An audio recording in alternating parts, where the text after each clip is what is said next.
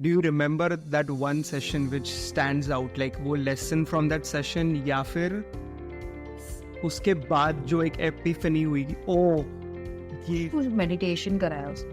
He was constantly speaking in the background. It was a guided meditation. I was just listening to me. That the end result was that I projected myself, like a part of my soul, outside me, and that person who is me is holding my hand and telling me I'm here. I'm just here. कोई ऐसी childhood की memory है which is distinctly standing out? मेरी school की life was very bad, pathetic. School की life में I had bullies all around me. There was this one time in 10th standard when the bullies actually told the entire school to stop talking to me. Hi everyone, and welcome to the 4th episode of The Mind Matters. This episode is also very special for me because the guest today is Dhwani Shah. And just to give you an introduction about Dhwani, about how we met each other, to summarize that in one sort of sentence, she has been my meditation partner during our grad school. Be it anything, an assignment which is due to something where an exam, a day before the exam, we used to just like stress aa raha hai, chal thoda meditation kar lete hain. So our grad school, we bonded during our grad school and have been friends since then. I'm very grateful. She was the one who introduced me to the therapist that I started taking therapy to. So Dhwani, I am grateful and I am thankful for you coming into my life, helping me take that step, also sharing the contact. And here we are today going to talk about our mental well-being, share our journeys, especially your journey. And let's get started. Let's go. So just for our audience, Dhwani, if you could just tell them a bit about yourself, that would be great. Yeah. Hi guys, Dhwani Shah.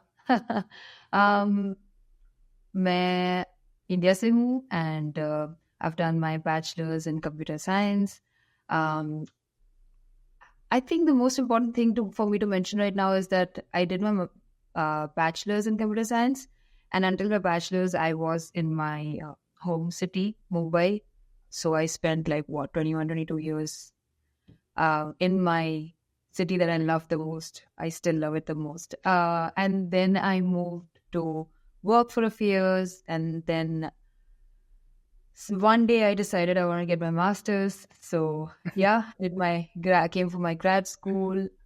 That also was a story of its own. And then we're gonna discuss it, by the way. Yeah, we'll discuss it in today's episode. Yep. Yeah. So did my undergrad or did not or whatever. That was that grad school period, sorry. And then now I am here working in American Express in USA. Great. Yeah, so Dhwani and I are also in the same boat because during our grad school, we previously worked as software engineers and came into grad school to pivot our careers into product management. If we go into that area of talking, it's gonna be a different episode altogether. Alag hi episode hoga wo of us trying to pivot into that career zone. But let's stick to our theme today. So after Dhwani, can you speak a little bit more about your childhood? Let's get into that time when you were born, the family background and family dynamics. How did that upbringing affect you and has affected you and shaped you into what you are today? ठीक है, मैं हिंदी में जवाब दूंगी. हाँ. English में थोड़ा सा. मेरे जो पेरेंट्स हैं, mom and dad, are polar opposites. तो मेरे जो डैड हैं वो थोड़े ज़्यादा प्रैक्टिकल, ज़्यादा logic oriented, little bit on the angry side, practical side पर हैं, and mom is on the complete opposite spectrum where she's very emotional, very empathetic. Yeah, my dad is also empathetic. It's not like my dad is not empathetic, but my mom is very much more like emotional. Uh, Logic से ज़्यादा important है emotional decisions. तो I think जब मैं छोटी थी, I think for me the more prominent figure in my life was my father. I picked up a lot of things from my father. तो जिन चीज़ों पे डैड और मॉम की नहीं बनती थी, उन चीज़ों पे मुझे लगता था हाँ यार, that makes more sense. Like mom is really just being emotional about it. And मुझे थोड़ा बहुत इरिटेट होता था मॉम से, बट eventually जैसे जैसे I grew up, I started having a brain of my own and could make my own decisions. I realized that actually mom's side is something that makes more sense to me. um, it need not always be like a practical decision. Sometimes emotional decisions are also practical.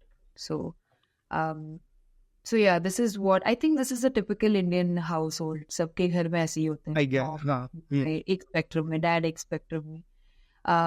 But मेरे लिए I think what defined my childhood to my adulthood was that I completely switched from one side of the spectrum to the other side of the spectrum. And now maybe I can call myself I'm somewhere in the middle of it. When I know कि यार इस चीज में थोड़ा practical decision लेना जरूरी है, इस चीज में थोड़ा emotional हो सकते हैं. It's a struggle. It's a constant struggle to find that balance.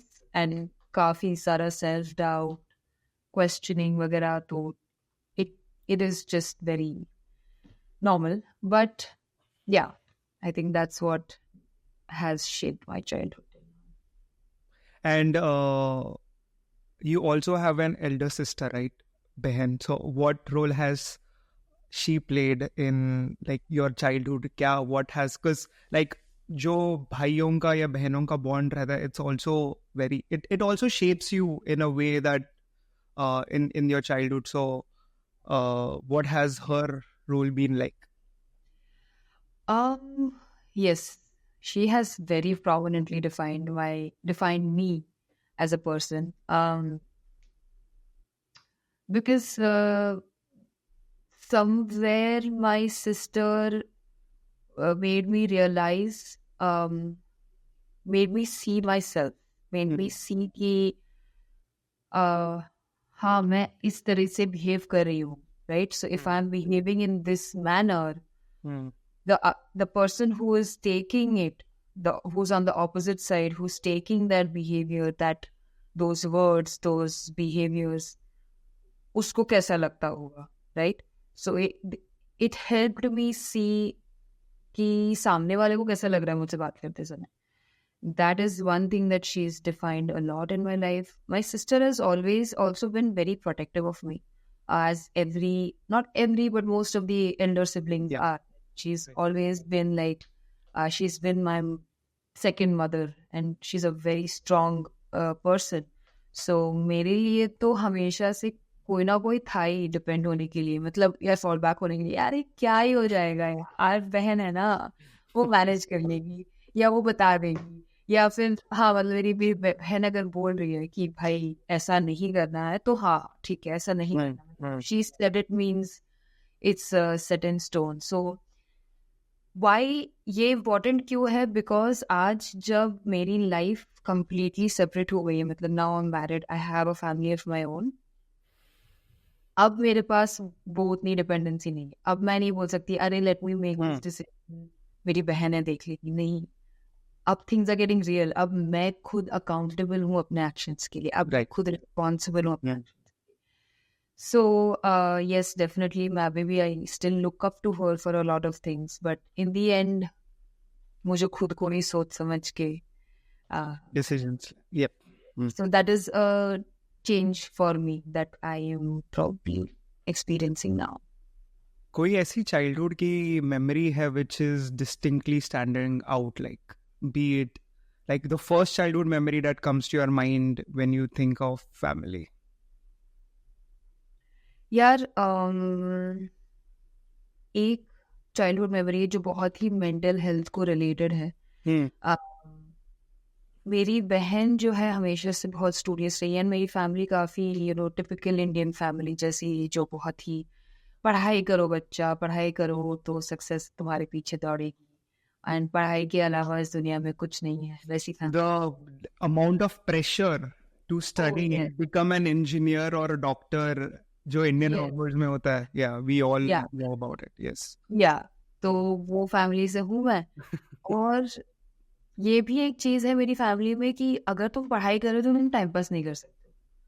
जैसे मतलब अगर कल एग्जाम है तो मतलब तुम पूरे दिन कमरे में बैठे हो बुक के सामने, नहीं तुम्हें चाहिए। खाना भी वही मिलेगा, और मतलब कंपल्सरी नहीं कि खाना वहीं पर मिलेगा, but Yeah. Culture in my house की Hmm. हाँ मतलब कल एग्जाम है, बुक से दूर कैसे जा सकती हूँ। जैसे कुछ फैमिलीज में होता है ना कि Same. एग्जाम में ब्रेक ले लो, वो कॉन्सेप्ट नहीं नहीं। है। तो आई थिंक मेरे लिए एक प्रोमिनेंट मेमोरी ये है कि मेरी बहन was always she is always been smarter than me and more studious than I was. तो वो बेचारी ना एक रूम में बैठी रहती थी पढ़ाई करने, और एक दिन मैं रूम में गई थी कपड़े वपड़े बदल के, I was going down to play with my friends, मेरी एग्जाम नहीं थी उसकी एग्जाम थी। तो मुझे बोल रही थी ध्वनि यार थोड़ा टाइम बैठ जाना मेरे साथ रूम में, मुझे अकेले बैठ के पढ़ाई में भी ध्यान नहीं दे पा रही हूँ, और मैं सिर्फ टाइम पास कर रही हूँ, और कल एग्जाम में मुझे टेंशन भी है। तो मैंने कहा अरे ये सब मैं नहीं बैठने वाली, मैं जा रही हूँ गेम खेलने। I was too young also to realize that, but I think eventually मेरे लिए वो प्रोमिनेंट मेमोरी इसलिए बन गई क्योंकि that was I think a starting point for mental health exploration जो मुझे करना चाहिए था for my sister. For me, like she was definitely going through a lot. She was in her 10th standard या 12th standard की कोई board exams थी उसकी. She was under a lot of pressure. And also कभी कभी mind exhaust हो जाता है, तुम burn out हो जाते हो, तो break भी नहीं ले पाते हो। But I wasn't there to support her. So वो एक memory है जो मेरे दिमाग में बहुत prominently बैठी हुई है। So, like, वो टाइम पे तो you did not realize, but when did you realize about this? कि यार, like, maybe she. When I was in her position, we have a 7-year age gap. Right. So 7 Okay. years later, when she'd gone for her studies, वो तो चली गई थी घर से निकल के undergrad करने whatever, right? So मैं जब उस position में आई, then I was like, yeah, this is real. मैं पूरे रूम में full day अकेले बैठी हूँ, पढ़ाई करने की कोशिश कर रही हूँ जो मैं कर नहीं पा रही हूँ। But just to have someone coexist with me, maybe sit on the bed and just study next to me, like human presence. हाँ, like you know right, हम लोग ग्रेड में भी साथ में पढ़ते थे, अपना अपना पढ़ते थे पर साथ में पढ़ते थे। Having someone around, तू भी उस चीज से गुजर रहा है, मैं भी उस चीज से गुजर रही हूँ, चलो साथ में मिलके हो जाएगा, इसको पार कर लेंगे, नया पार कर लेंगे। That's when I realized it. Then but वो रियलाइजेशन फिर वो नहीं था कि मेंटल हेल्थ का रियलाइजेशन है, मुझे बस उसका रियलाइजेशन हुआ कि how I was not empathetic at that time, I was not able to understand her position. लेकिन आज जब मैं उस पोजीशन में हूँ तब मुझे समझ में आ रहा है कि वो किस चीज से गुजरी है, तब जाके मुझे एम्पैथी ज्यादा हुई। But I think that's how it is right, कि जब तक तुम उस चीज से गुजरते नहीं हो तुम्हें एक्चुअली में नहीं पता होता कि वो क्या है, वो चीज कैसी फीलिंग है उस चीज, राइट?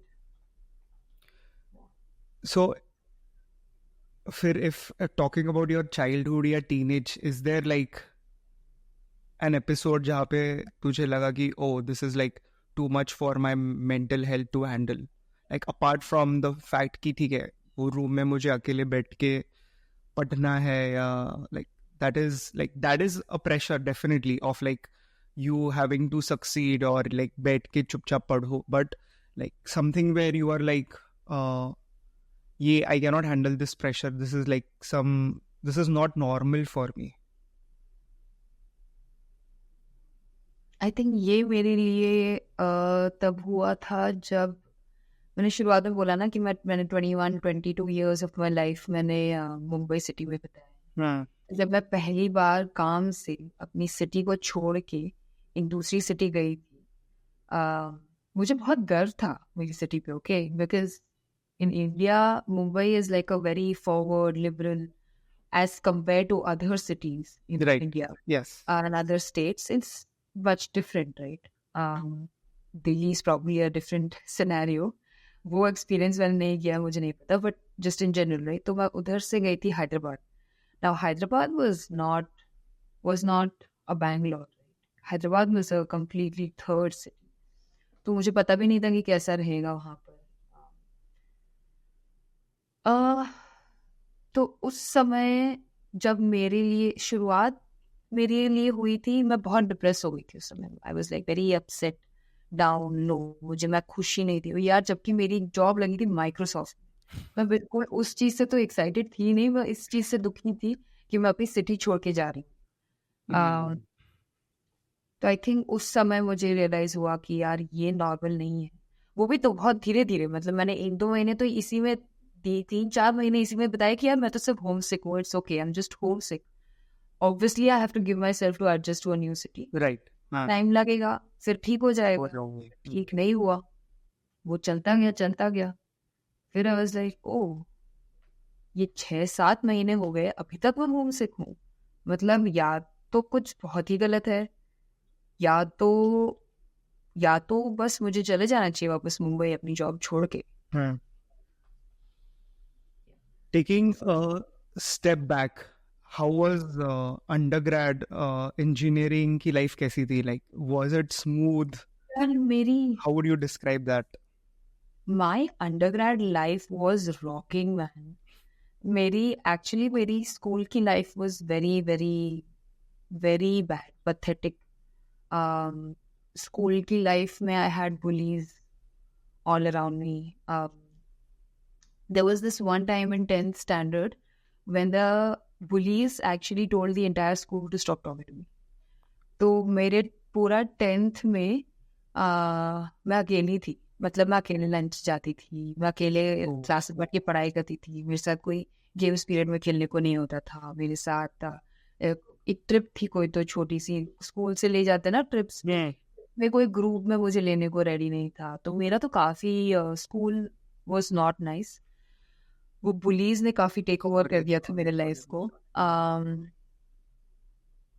बट उसके बाद जब मैं अंडरग्रेड गई, अंडरग्रेड में मैं I entered undergrad with the attitude कि यार मैंने तो लाइफ का सबसे वर्स्ट सिनेरियो देख लिया है, अब तो मैं अनडिफीटेबल हूँ, अब तो मुझे कोई फर्क नहीं पड़ता. एटीट्यूड के साथ. एंड इस एटीट्यूड से जब मैंने एंट्री मारी, Saurabh, you won't believe it, मतलब लोग एक्चुअली मुझसे आके बात करना चाहते थे. वो मुझसे इंटिमिडेट भी होते थे. वो लड़की, मैं उससे बात करना चाहती हूँ बट वो इंटिमिडेटिंग है, क्या पता वो मुझे डांट दे, मार. काफी लोग 6 महीने तक प्रिपेयर करके फिर आते थे 6 महीने बाद मुझसे बात करने. हाय, मेरी एक बहुत बेस्ट फ्रेंड है नीरज करके, and she always used to find me very awesome. मैं इतनी इंटिमिडेटिंग लगती थी कि वो मुझे आके अप्रोच नहीं कर रही थी. फिर one fine day it just happened कि we met and we spoke, and then she was like, wow तू तो बहुत ही डिफरेंट है, एंड हम बहुत अच्छे दोस्त बन गए उसी बात. Undergrad was a lot of fun for me. A lot of fun for me. I didn't give two shits about anyone. Anything. पढ़ाई तो मैंने देख ली है कि मैं अगर मेहनत करूँगी तो एग्जाम निकल जाएगी. एग्जाम तो क्या नहीं है. मेरी तो पढ़ाई लास्ट के 1 हफ्ते में ही होती थी एग्जाम्स. उसके पहले तो भाई मेरी 13% अटेंडेंस थी. मैं अपने कॉलेज के डांस टीम का हिस्सा थी. उसको chief of my dance team, और हम लोग बहुत मतलब मेहनत करते थे. सुबह 7 से शाम के 7 तक डांस ही कर रहे हैं. तो मेरा तो बहुत ही चिल एटीट्यूड था अंडरग्रेड में, and I think that chill attitude is actually helped me enjoy a lot. Till then I was very uptight. I was very used to take things very seriously on my mind. Don't take me wrong, overthinker मैं तभी भी थी। Over thinker तो मेरे over thinking की journey तो बहुत अलग है, लंबी है।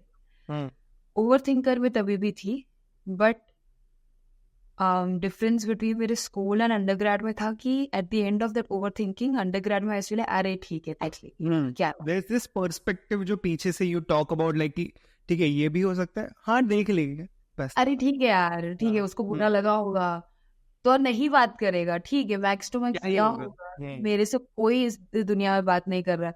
और वो तो चीज मैंने की हुई है and I have thrived in that situation, तो मुझे तो अब फर्क ही नहीं पड़ता। The school 10th wali situation prepared you for that mindset, Yes. right? Yes. So it was sad, but also the fact that it came in as a blessing in disguise and it prepared you to be like have that mindset, which I also saw when you were in grad school, and then I was like, "ठीक है, I should also inculcate this," because there is also a point where we are like people pleasing, and then Yes. it takes a toll on our mental health as to इसको भी हाँ बोले, उसको भी हाँ बोले, ये भी करे, वो भी करे, and then afterwards you are like कि you get exhausted. Instead of that, just create a boundary. Yes. और इन दी एंड तो अगर उस इंसान को तुमने हाँ भी बोला ना, अगर वो इंसान को तुम्हें ब्लेम करना है ना अपनी लाइफ में, तो वो करेगा ही। Right. जब तक वो इंसान को 100% सेटिस्फैक्शन नहीं मिलता है, वो तुम्हें भगवान नहीं मानेगा, और तुम उस इंसान को 100% सेटिस्फैक्शन नहीं दे सकते। नहीं दे सकते। चाहे वो दोस्त हो, चाहे वो टीचर हो, चाहे वो कोई एडल्ट हो, चाहे वो तुम्हारा मेंटर गाइड क्यों ना हो। तो मतलब ये एटीट्यूड पीपल प्लीजिंग तो is a very it drains you. It drains your like realize नहीं होता है, but it drains you a lot. Most of the times and result भी खराब ही होता है। मतलब इन दी एंड तुम यही सुनते हो कि तुमने किया क्या है, और वो सुन के तो दिल पे जो चोट लगती है कि यार इतना मैंने किया, एग्जॉस्ट हो गई, मैंने अपने आप को बर्न आउट कर दिया, और इन दी एंड मैं यही सुन रही कि तुमने तो क्या ही किया लाइफ में मेरे लिए। You have to become selfish in those ways where you are not letting someone else affect your emotions, is what I have also realized. Yeah, so this is one thing where people don't understand कि लोग ना एक extreme से दूसरे extreme चले जाते हैं। मतलब या तो तुम पीपल प्लीजिंग हो, या तो तुम सोचते हो कि अरे फक दिस शिट, मुझे तो अब किसी से कोई लेना देना नहीं है, मैं सेल्फिश हूँ। That is the other extreme. You don't need to be there, you can be there somewhere in the middle कि तुम लोगों के लिए कर रहे हो, you are there, you are empathetic, लोगों को तुम्हारी जरूरत है, चाहे वो दुश्मन ही क्यों ना हो, उसको तुम्हारी जरूरत है तो तुम हेल्प करो, but not to the point कि तुम अपने आप को जला दो। अलग ही टैक्टिक में चले गए। Let's come back to that phase of your life when you moved from Mumbai to Hyderabad, and then still was 6 to 7 months of elongated like sadness, and then what happened next? What was the step that you took for like कि ठीक है ये है, मुझे realize हो रहा है, this is not just homesickness. बहुत एक फनी कहानी है, और वो फनी कहानी एक्चुअली में बहुत प्रोफाउंड हो सकती है काफी लोगों के लिए। तो मुझे सडनली रियलाइज हुआ कि मैं ठीक नहीं हूँ। फर्स्ट ऑफ ऑल तो मैंने अपनी हेल्थ, मेरी फॉर्चुनेटली मेरी एक दोस्त थी वहाँ पर, सम फ्रेंड की फ्रेंड वहाँ पर थी, उसकी मॉम एक न्यूट्रिशनिस्ट है। Okay. तो उन्होंने, तो मैंने उनसे बोला कि यार आंटी मेरे साथ ना ऐसे ऐसे हो रहा है, मुझे समझ में नहीं आ रहा है, क्योंकि मैं इतनी टायर्ड फील कर रही हूँ, मैं 10 घंटा सो के भी उठ के मेरे को फिर से टायर्डनेस लग रही है। तो उन्होंने फिर सबसे पहले बोला कि ठीक है तुम्हारे थोड़े फिजिकल टेस्ट कराते हैं। तो थोड़े टेस्ट कराए हमने, तो मेरा निकला थोड़ा हेल्थ इश्यूज, उससे तो काफ़ी ज़्यादा स्टेम प्रोफाउंड डिप्रेशन वगैरह आता ही है। That is like a common symptom of that health issue, वो तो अलग बात है ही। बट उसके साथ साथ मुझे रियलाइज़ हुआ कि जो फिजिकल इशू है, जो फिजिकल इशू है जो मेरी डायग्नोसिस में निकली है, उसका कोई रूट कॉज है ही नहीं। मतलब आज तक किसी ने निकाला ही नहीं है कि अच्छा ये ना, जैसे लंग कैंसर, ओके ज़्यादा स्मोक कर रहे हो, हाँ तो लंग कैंसर, या तो कैंसर अगर तुम्हारी फैमिली में रन करा, हाँ तो कैंसर हो सकता है। इसका तो कोई रूट कॉज ही नहीं है। वो बोलते हैं कि हाँ तुम्हारी लाइफस्टाइल भी चेंज होगी तो तुम्हें ये हो सकता है। And I am like oh lifestyle change हुई, मेरी लाइफस्टाइल तो बहुत ड्रास्टिकली चेंज हो गई है। पहले तो मैं 7 से 7 12 घंटा डांस करती थी, अब मैं 7 से 7 से बैठी रह रही हूँ। मैं तो कुछ डांस वांस नहीं करी, कुछ फिजिकल एक्टिविटी नहीं। मेरी लाइफस्टाइल तो बहुत स्मोकिंग, ड्रिंकिंग, दोस्तों के साथ चिल करना, रात रात भर जागना, ये सब हो गया है स्टार्ट। पहली बार मैंने लाइफ में अपने घर के बाहर स्टेप आउट किया, तो यार आज तो खुली सांड हूँ मैं। तो लाइफस्टाइल तो चेंज हुई है, बट लाइफस्टाइल पे जब मैं फोकस करना स्टार्ट की तो मैंने सोचा कि हाँ, कुछ मेंटल हेल्थ इशू हो सकता है।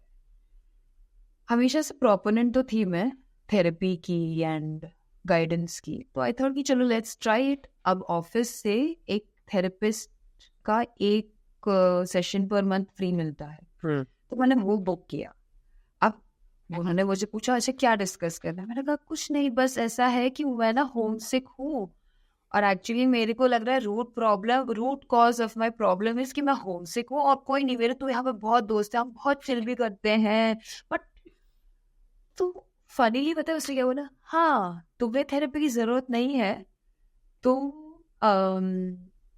तुम बस खुद को थोड़ा समय दो, तुम ठीक हो, तुम चिंता मत करो। दिस इज हाँ, थेरेपिस्ट ने तुझे ये बोला? थेरेपिस्ट ने मुझे ये बोला इन द फर्स्ट कॉल। एक फोन कॉल था, फोन कॉल पे वो एक सेशन था, इंट्रोडक्शन सेशन। तो मेरे को लगा कि मुझे बहुत गुस्सा आया actually.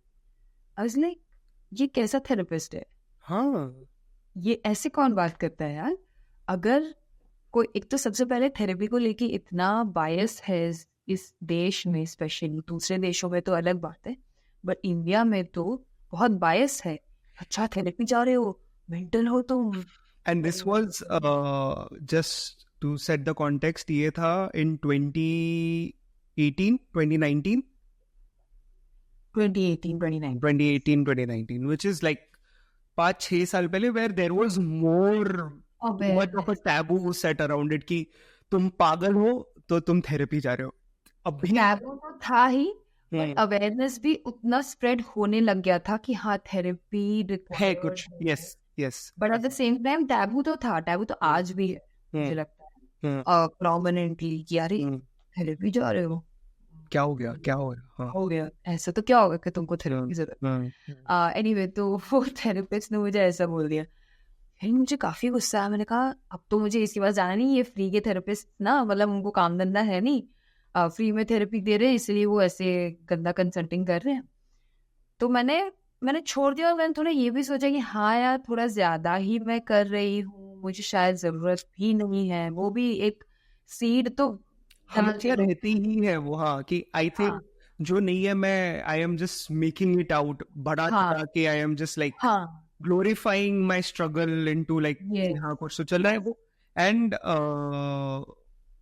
it takes guts to take that first step of going to therapy, and especially because हमारी जो इंडियन सोसाइटी है, हाँ, वो इन चीजों को इतना सीरियसली ले लेती। अरे मतलब 10th स्टैंडर्ड में, 10वीं में बच्चों ने तुमसे बात नहीं की इसलिए तुम्हें मेंटल हेल्थ इश्यूज हो गए।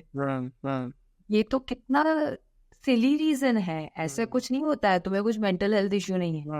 यू नो, इंडियन सोसाइटी में we are born and brought up in a way with that attitude कि यार अरे don't bring all this nonsense to me. हमारे रियल स्ट्रगल्स हैं, हमारे मिडिल क्लास लाइफस्टाइल के रियल स्ट्रगल्स हैं। मेरा स्ट्रगल है कि मुझे लोकल ट्रेन में जाना पड़ रहा है, मैं गाड़ी अफोर्ड नहीं कर पाया, वो एक रियल स्ट्रगल है। ये मेंटल हेल्थ का कुछ ये सब हटाओ। तो थोड़ा सा वो भी मेरे लिए दिमाग में आ गया क्या रे यार। फिर मेरे लिए कैसे स्टार्ट हुआ है, ये देवन जो मेरे थेरेपिस्ट हैं, he was actually starting out fresh, वो न्यू थेरेपिस्ट थे।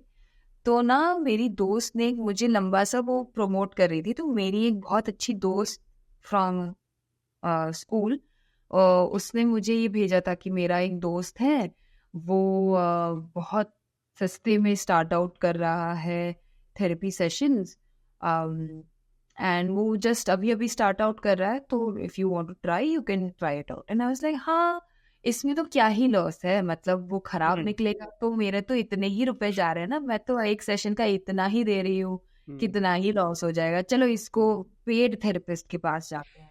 एंड दिस इज ऑल्सो जी हमारी like थोड़ी I think वो upbringing in Indian household where like mental health is not thought of much. We feel कि कितना पैसा और बचा के कितना सस्ता ये कर पाऊँ, but you don't realize हाँ. it's invaluable because Yes. this is your like daily thing. Like Yes, this is the most important thing to invest in, and in that investment you are being stingy. तो ये realization तो बहुत ही later हुआ मुझे But आज भी I'm sorry to say, लेकिन मेरी बहन का सेम यही thought process है. अरे थेरेपिस्ट तो इतने महंगे होते हैं, पर सेशन का इतना सारा ले लेते हैं, मुझे नहीं जाना थेरेपिस्ट के पास, इतना पैसा मैं नहीं दूंगी थेरेपिस्ट को. और दो अब देविन की फ्रेंड के साथ ही स्टार्ट कराया उसका थेरेपी भी. बट या so you saw that pamphlet and you were like कि ठीक है मैं चालू करती हूँ, and then फिर क्या हुआ, like how was that first session with him? यार मैं तो इतनी स्केप्टिकल थी ना, क्योंकि मेरा तो एक सेशन एक थेरेपिस्ट के साथ तो इतना गंदा एक्सपीरियंस, वेरी बैड एक्सपीरियंस. और मुझे दिमाग में इतनी नॉलेज तो थी कि एक therapist can either make you और break you. If that therapist is not a good therapist, तुम्हें पता भी नहीं चलेगा कि तुम्हारे दिमाग पे कितना प्रोफाउंड इम्पैक्ट होता है एक थेरेपिस्ट का. तो या तो वो थेरेपिस्ट तुम्हें completely just to earn money and bring you back into their therapy sessions can fuck you up even more. No, you need more sessions. Come to me. Or that therapist can be a really good therapist, genuinely help you resolve your problems and look at your end date.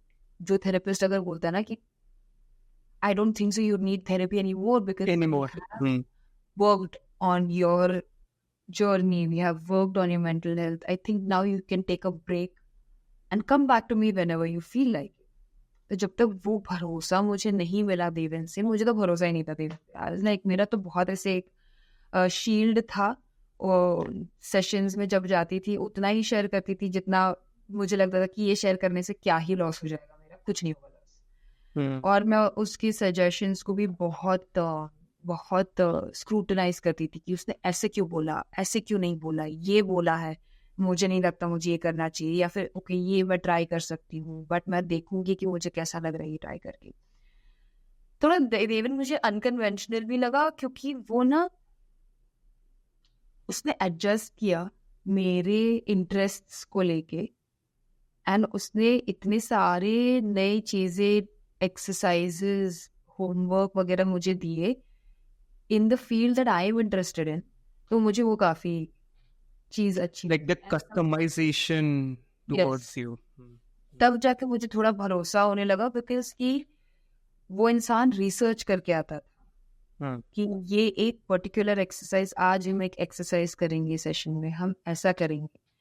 And ये वो काफी मतलब sessions मेरे लिए difficult होते थे करने के लिए, नॉट बिकॉज कि वो ऐसे मैथ रॉकेट साइंस नहीं था, डिफिकल्ट इन द सेंस कि यार वो इतना अजीब सा था. मुझे ऐसा लगता था कि मैं क्यों करूँ, ये अजीब है, ये this is weird, nobody does this. But actually मेरा भरोसा उस पर हो गया था इतना कि मैंने कहा चलो let's give it a try. और वो let's give it a try के एंड रिजल्ट में मुझे इतना एक्चुअल में अच्छा लगता था कि वो और होता गया कि हाँ नहीं, वो भरोसा बनता गया.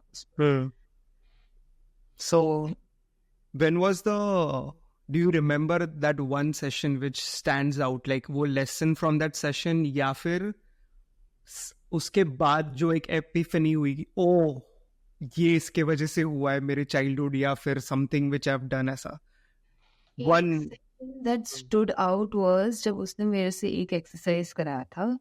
There was a period in time जब मैं बहुत ज़्यादा मेंटल हेल्थ इशू से गुजर रही थी. That was the time जब उसने मुझे बोला ओके आज ना हम बात नहीं करें, let's not talk about anything, let's just do this one thing, okay? And he just asked me to keep the camera on, put myself on mute. वो मुझे बोलते जा रहा था. मैंने ब्लाइंड फोल्ड लगा दिया, पूरा रूम काला काला कर दिया, मतलब like close the curtains, shut my room, light off. And he just told me कि just fight and create space in the environment around you. Like move in any direction you want. Just push the air around you, push things around you and create space for yourself. And वो again काफ़ी unconventional सी चीज़ है, बहुत अजीब सी चीज़ है. यार वो camera में मुझे देख रहा, मैं आँख बंद के कुछ तो रैंडम कर रही हूँ, ऐसे ऐसे हवा में हाथ वाथ हिला रही हूँ.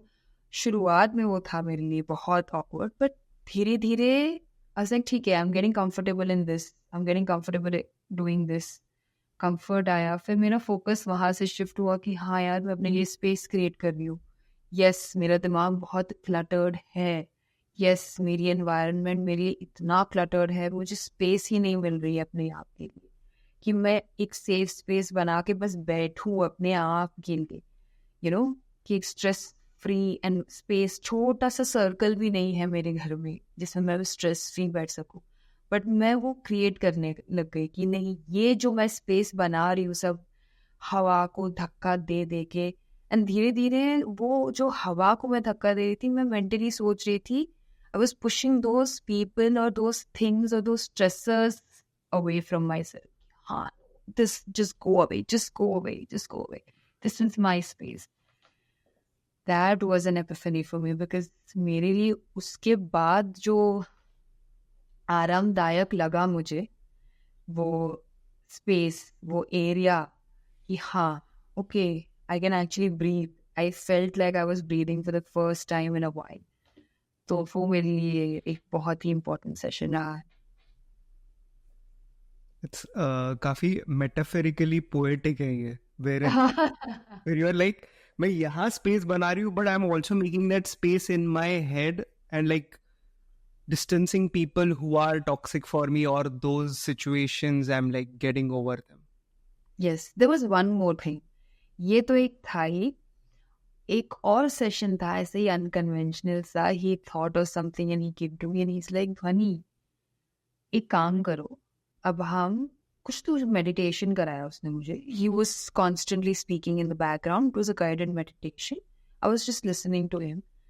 The end product of that meditation was something that I keep going to quite often. These two things I keep going to, that one exercise and this one, is that the end result was that I projected myself, like a part of my soul outside me, and that person who is me is holding my hand and telling me I'm here, I'm just here, but To support you, or like हाँ, not just support, I'm here. I mean the feeling कि मैं, मेरी soul जो है on the deepest inside of me, जो मेरा soul है, they're like क्या हुआ है, क्या problem, मैं हूँ यहाँ पर, I am still here, right, to support you, to pick you up.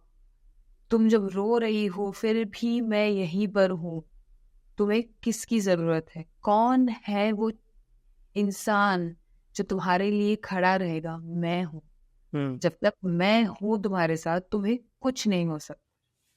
There is nothing in this world that can happen to you as long as I am with you and I am with you. And वो वाली जो feeling है, there are multiple times जब मैं random एक meeting में होती हूँ, बहुत स्ट्रेस्ड आउट, टेंशन में होती हूँ, माय गॉड ये तो ठीक से नहीं जा रही है, और मैं बस आंख बंद कर रही हूँ, वो सोल आ रही है मेरे को, मेरा हाथ पकड़ रही है. It's a white coloured soul, मेरा हाथ पकड़ती है. क्या होगा? I am still here. What will happen to you? You will manage, you are capable of it. जो भी बुरा होगा हम देख लेंगे, हम साथ में मिल के देख लेंगे. You know, उसके बाद से मेरी थोड़ी dependency on having another person to support me also reduce. You are there, but I am there. You know? I think it connected you more to your inner self. Yes. And that, like, in general speaking, the younger sibling is more of the dependent than Dependent, yes. Than the. So I think that exercise helped you like let go of that dependency and then become more. It also helped me because जो वो वाला phase था ना, तो मेरे लिए मेरा attitude तो वैसे बन गया था कि क्या ही हो जाएगा कि अगर कोई भी मुझसे बात नहीं किया, बट वो डर भी फिर लगा रहता था कि अरे कोई भी अगर मुझसे बात नहीं रख या अगर कोई भी नहीं है मेरा दुख समझने को, तो वो डिपेंडेंसी मेरी बिल्कुल हट गई। बिकॉज आई वाज लाइक ठीक है तुम हो, थैंक यू कि तुम हो मेरी लाइफ में, मेरे दोस्त हो, you there, but in the end it's me. तो बेसिकली मेरा कहने का मतलब है कि ये सारे तो जो चीजें हैं वो पर्सनल है टू मी, बट ये सारी चीजें would be very unique to every person, and वो चीजें ढूंढने के लिए इस जर्नी पे जाना पड़ता है, इस mental health improvisation, not just therapy like yoga, self introspection, writing in your diary, all of this journey you have to take, and there might be one thing that really clicks with you and just stays with you. How many years did you take therapy? कितने साल की ये journey थी? And then what was that one, like, where was that one point where you were like कि ठीक है, I think now I'm more okay, मैं संभाल सकती हूँ, या your therapist was like कि ठीक है, ये हो सकता है on your मेरी बहुत ऑन ऑफ जर्नी रही है थेरेपिस्ट के साथ। मेरे अंडर ग्रेड के बाद जो 3 साल मैंने काम किया, वो 3 साल तो मैंने थेरेपी किया ही था। देन जब मैं ग्रेड के लिए आई, my therapist was like I think we can take a break, because तुम हर साल जो रिजोल्यूशन करने थे, I have seen a growth in you, seen a growth in your mental health, and it looks like you can handle yourself for some more time, but you can feel free to contact me whenever it is that you feel that you need. So that bridge was always open, always but it was going to be like a ad hoc thing. required. जब भी चाहिए तब मैं reach out. तो वो उस समय खत्म हो गया। उसके बाद मेरा वापस जब मेरे ग्रेड में ये सारा मेरा मेरा ग्रेड स्कूल में कैसा मेरा जर्नी था, तो जब मेरा ग्रेड स्कूल बीच में रुक गया, जब मेरी वो जर्नी स्टार्ट हुई, तब मेरे लिए वापस मेंटल हेल्थ इश्यूज स्टार्ट हो गए, and that's when I restarted sessions with him. And जैसे ही there was light at the end of the tunnel, I was able to move on, I was able to move forward. He was again like, I think this was a temporary thing because the phase that you were going through was so difficult, you needed someone. But I still think that you are back on track. Now you bounced back. Now you can get along with yourself. You can keep going on in life. So we can stop sessions, recurring sessions. Now you can reach whenever you want.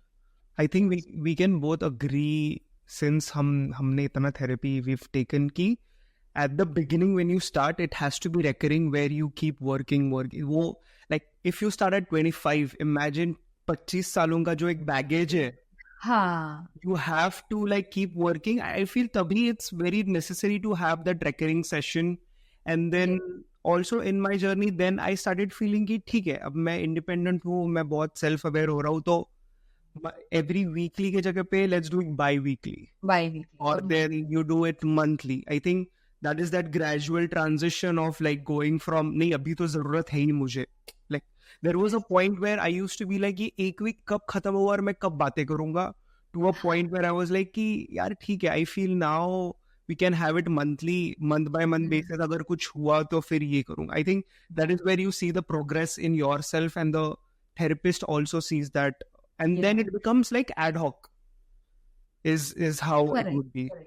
It's also like and it's very natural to have it. It is always trigger based. You keep going on along with your life. You know there are issues. You're managing it. You're handling it, and then there is one phase that hits you, and then you're like, I need help. I need for a navigation. उस समय तुम बढ़ाओ अपने sessions को. Then you are out of that phase. Then you can go back and be like, अच्छा, जो मेरे issues हैं उनको मैं मंथली बेसिस पे भी रिजॉल्व कर सकता हूँ, या अब मैं खुद से रिजॉल्व कर सकता हूँ. तो it is always, it's never a thing कि आई टुक therapy for 3 years of my life. I took 12 sessions, I took 100 sessions. Now I don't need it. Now I'm completely okay. No, it's not like that. It's like it's a constant process. And You're running a marathon, not a sprint. exactly, you're running a marathon, not a sprint. And the thing is, one thing that I like a lot is the graph need not be like this always. The graph need not be like, like this always. Your graph can be like this, this, this, this. Sometimes your graph can move backwards also and take you back to square one, and you have to start from scratch again. And it's okay. It's fine. It's your life. Yeah, it's your journey. That is what makes you unique. Your life unique, Yes. your journey Yes. unique. लेकिन जब second time तुम वापस जा रहे हो ना, तुम्हारा graph जब second time back to square one जा रहा है ना, तुम्हारे में एक डिफरेंस क्या है, तुम्हें पता है कि तुम्हें कैसे हैंडल करना है. Yes.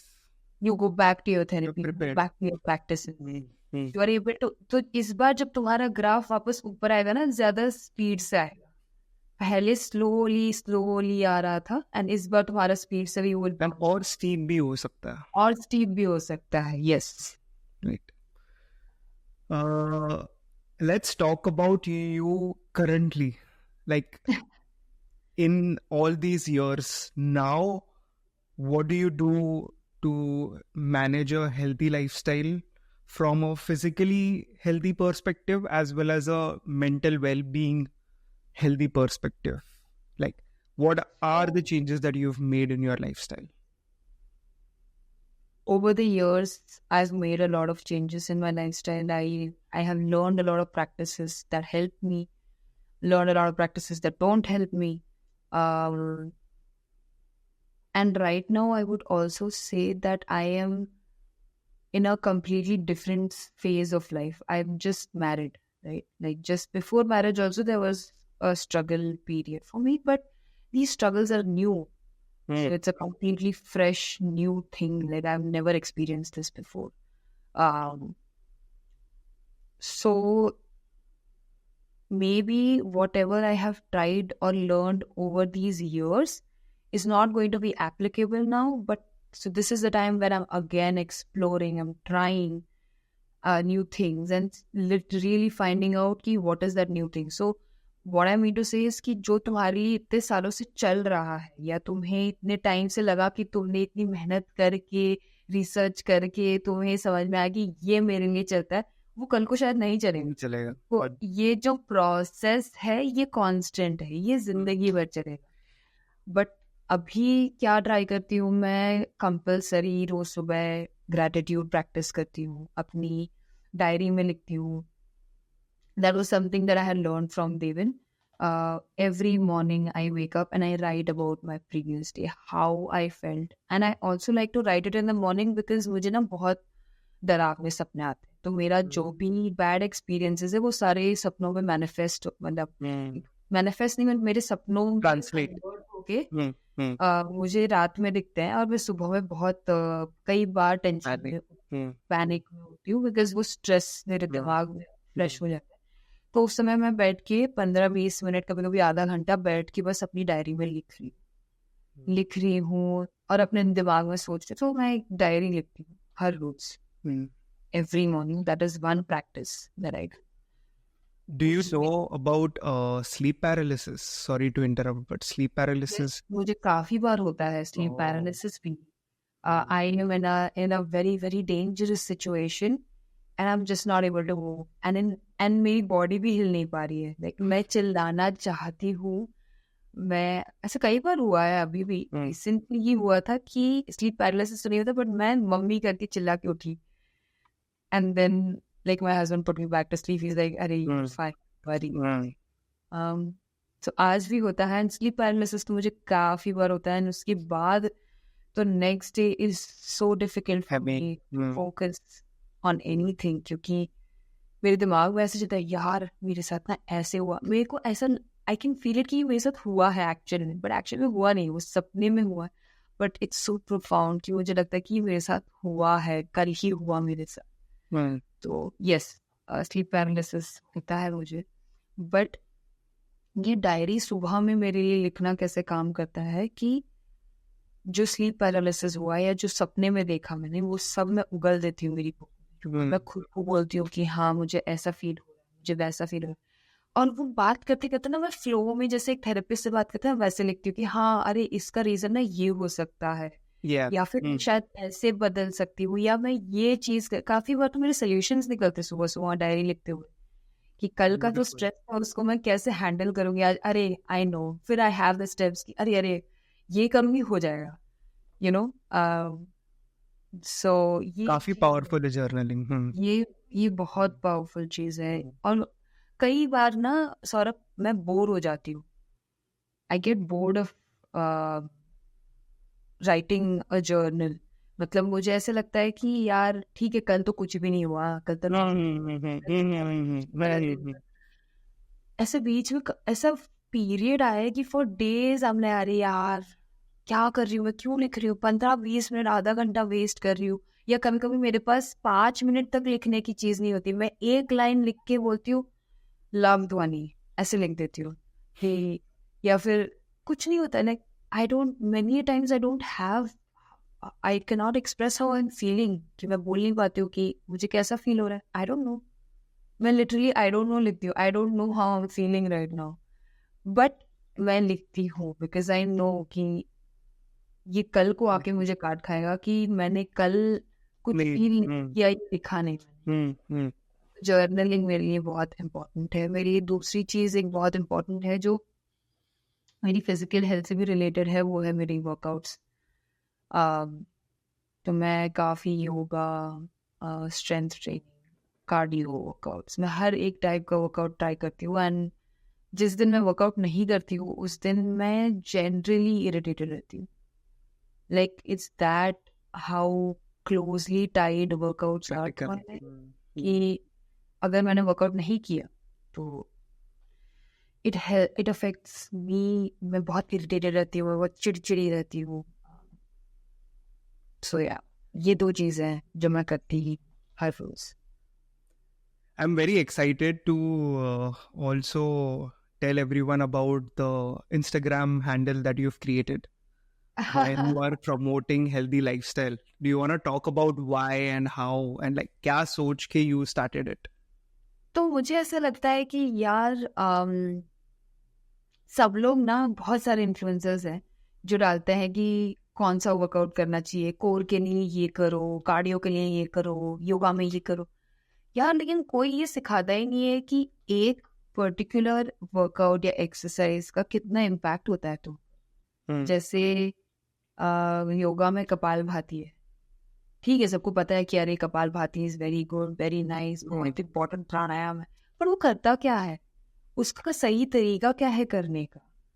तो मुझे ऐसा लगता है कि, और कई बार ऐसा होता है कि यार सबको लगता है कि मैं तो सिर्फ हेल्दी खाती हूँ, मैं तो सिर्फ सैलड खाती हूँ, मैं तो सिर्फ प्रोटीन खाती हूँ। अब मैं बातें भी ऐसे ही करती हूँ कि अरे इसमें बहुत कैलोरीज है, अरे इसमें कॉर्न स्टार्च है, अरे इसमें तो शुगर इतना ज्यादा है, 20 ग्राम शुगर। मैं बात भी ऐसे करती हूँ, लेकिन कई बार ऐसा होता है कि यार कभी कभी मुझे बस खाना है, मैं बैठ के उठा, अभी अभी सुबह में उठा के मैंने 2 रसगुल्ले चटा दिए, मतलब खत्म कर दिए। तो यार कोई फिटनेस वाले कभी ये तो बोलते ही नहीं है कि यार there are bad days and days you just want to physically pamper yourself, right?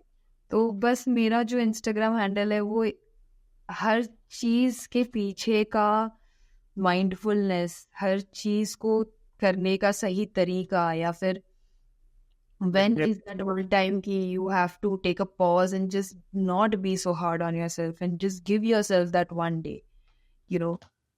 मुझे लगता है कि वो चीज के बारे में बहुत कम बात, या तो लोग बहुत एक्सट्रीम में बात करते हैं, या तो लोग मतलब एकदम ही मतलब कि हाँ be kind to yourself, be nice to yourself, या तो उस एक्सट्रीम में होते हैं, या तो बहुत एक्सट्रीम होता है, अरे वर्कआउट करो, you can do it, you can No cheat day, nothing. हाँ. you can lose 20 kgs in so months, X months and whatever. No. But एक रियल इंसान तो सबके बीच में झूल रहा है, उसमें अपने सेल्फ डाउट, सेल्फ कॉन्फिडेंस जो है वो लो हो रहा है, ये सब के साथ साथ ये सब करना चाह रहा है। तो It's not linear path नहीं है। हाँ एग्जैक्टली, मेरा बस यही कहने का मतलब, वो जो ग्राफ है वो कैसा भी हो सकता है और वो तुम्हारा journey. The Instagram handle is what? The West meets the East, right? West means the East, yes. What did you think? कि क्या सोच के did you keep that? Is it where like West and East never meet, but this is where they are intersecting? Yeah, I feel like West and East culturally इतने opposite हैं. Oh. बहुत बड़ा culture shock था जब मैं West and the East are like culturally so different. जैसे मैंने कहा ना, कुछ लोग extreme workout या extreme mental health पे हैं, और कुछ लोग ऐसे हैं जो extreme practical, नहीं पढ़ाई important है. So this is somewhere I'm trying to bridge a gap and balance it out कि हाँ, कभी कभी तुम वेस्टर्न थिंकिंग से जा सकते हो, कभी कभी ईस्टर्न थिंकिंग से जा सकते हो, कभी कभी रसगुल्ला खा सकते हो, और कभी कभी तुम सिर्फ पत्तियां खा रहे हो. Salad, yeah. Salad, हाँ. It's okay, it's all okay. Lovely. But be aware, be mindful, always being aware. Don't be overly self-critical, but also don't be overly pampering. And हर एक चीज के पीछे का why, how, detail वो जाके देखो, तो वो तुम्हें मेरे अकाउंट में मिलेगा, वैसा टाइप का content. Lovely. Thank you. One last question that I have now is, what would today's Dhwani go back and would want to tell that 20-year-old Dhwani जो Mumbai से Hyderabad move की थी, had that 6-7 months, like there was this phase, right, where you were like, will I ever get out of this, or like will I ever, what would today's Dhwani sitting right now would like to tell her?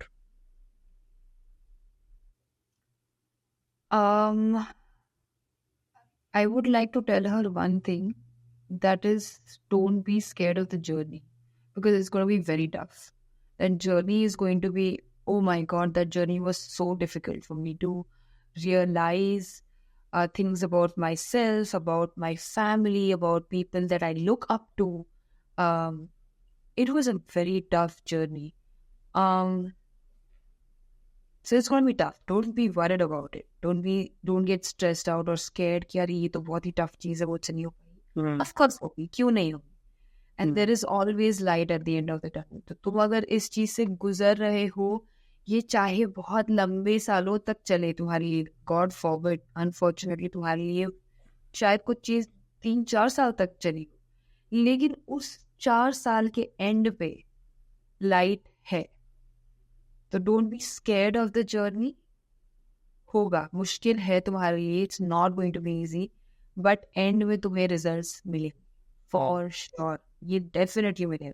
ऐसा है ही नहीं कि तुम मेहनत करोगे और results नहीं मिलेगा.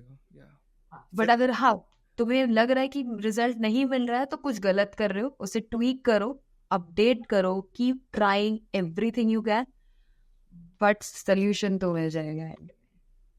Like we focus so much on the destination कि एक घाई रहती है कि no यहाँ तक पहुंचना है, but it is the journey which makes you who you are and helps you get to that destination. Yes, and also तुम उस journey के थ्रू गुजर के ना, तुम बहुत naturally उस destination को deserve करते हो.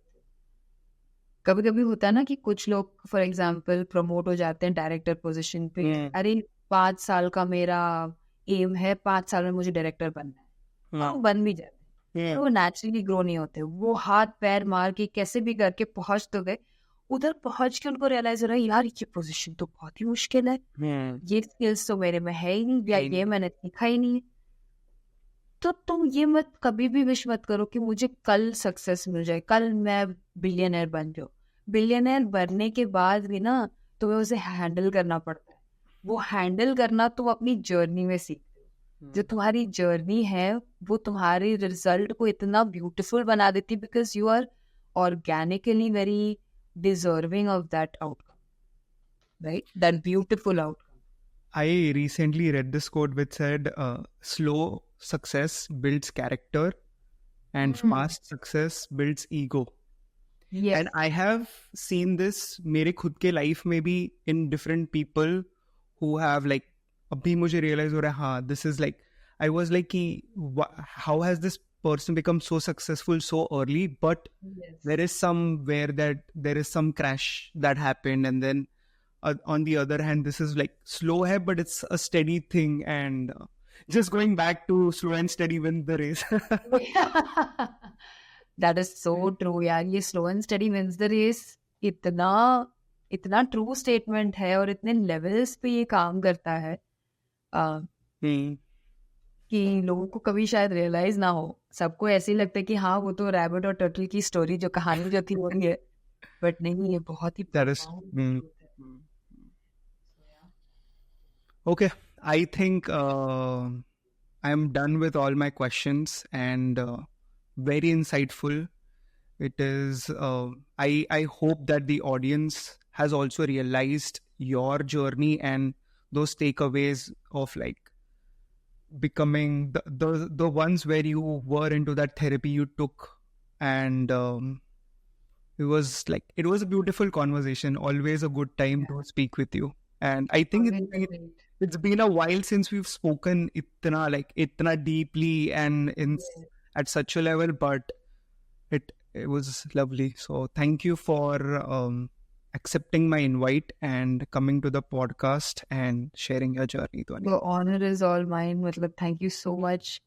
Yeah, it's been a while since we've talked about this, but it's always a great conversation when we talk about all this. We exchange so much information. It's always so nice talking to you. So thank you so much मुझे बुलाने के लिए यहाँ पर. And I hope this helps and reaches. It will definitely. That we are aiming for it. Yes. The only aim is to like create as much awareness and like remove that stigma, whatever it is. Like might be like 5 years say now it might be gone, it might have gone from 80 to 50, 40, but like why is there that 40? We want to take it out. Like that is the goal. So yep.